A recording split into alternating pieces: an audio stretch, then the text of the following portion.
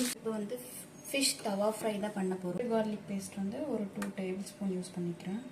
So நீங்கள் எவ்வளோ use பண்ணுறீங்களோ, எவ்வளோ ஃபிஷ் எடுத்துருக்கீங்களோ அதுக்கேற்ற மாதிரி போட்டுக்கோங்க.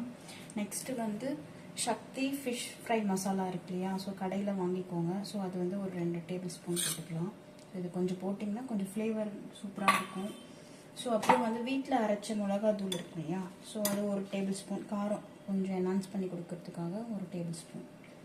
அப்புறம் வந்து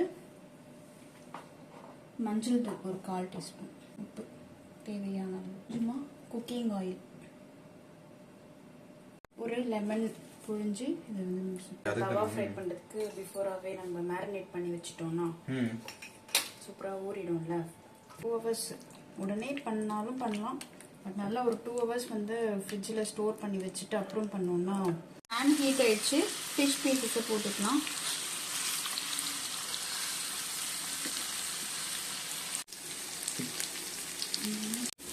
சிம்பிளான fish fry recipe once try பண்ணுங்கள். ஈவன் பேச்சுலர் கூட ஈஸியாக பண்ணலாம்.